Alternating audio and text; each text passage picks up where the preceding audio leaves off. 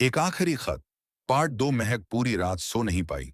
उसकी आंखों के सामने बार बार वही दृश्य आ रहा था। आयान किसी लड़की के साथ हंस रहा था। उसने मन ही मन फैसला कर लिया था कि अब वह कभी आयान से बात नहीं करेगी। लेकिन उधर आयान परेशान था। वह लगातार महक को फोन कर रहा था। महक, बस एक बार मेरी बात सुन लो। जो तुमने देखा वैसा बिल्कुल नहीं है। लेकिन हर बार कॉल कट जाती। अगले दिन आयान कॉलेज पहुंचा। महक उसे देखते ही वहां से जाने लगी। आयान दौड़कर उसके सामने आ गया। महक, सिर्फ 2 मिनट। उसके बाद अगर तुम कहोगी तो मैं कभी तुम्हारे सामने नहीं आऊंगा। महक ने गुस्से में कहा, मुझे कुछ नहीं सुनना।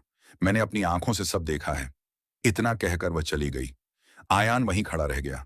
2 दिन बाद महक की सबसे अच्छी दोस्त नेहा उससे मिलने आई। नेहा ने पूछा, क्या तुमने आयान से पूछा भी कि वो लड़की कौन थी? महक बोली, जब सब अपनी आंखों से देख लिया तो पूछने की क्या जरूरत थी? नेहा कुछ कहना चाहती थी, लेकिन महक सुनने को तैयार नहीं थी। उधर आयान के घर में भी मुश्किलें बढ़ रही थीं। उसके पिता की तबीयत अचानक बिगड़ गई। घर का खर्च, इलाज और पढ़ाई, सब कुछ आयान के कंधों पर आ गया। फिर भी उसके मन में सिर्फ एक ही बात थी, काश महक एक बार मेरी बात सुन ले। कुछ दिनों बाद महक के घर उसकी शादी की बात शुरू हो गई।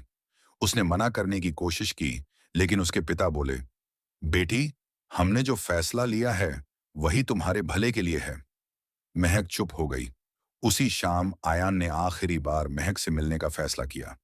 वह उसके घर के बाहर घंटों खड़ा रहा, लेकिन महक उससे मिलने बाहर नहीं आई। तब आयान ने कांपते हाथों से एक खत लिखा। उसमें लिखा था, महक, जिस लड़की को तुमने मेरे साथ देखा था वो मेरी छोटी बहन थी। वह कई साल बाद मुझसे मिलने आई थी। मैं तुम्हें ये बात बताना चाहता था, लेकिन तुमने मुझे एक मौका भी नहीं दिया। अगर कभी ये खत तुम्हारे हाथ लगे तो बस इतना जान लेना, मैंने तुम्हें कभी धोखा नहीं दिया।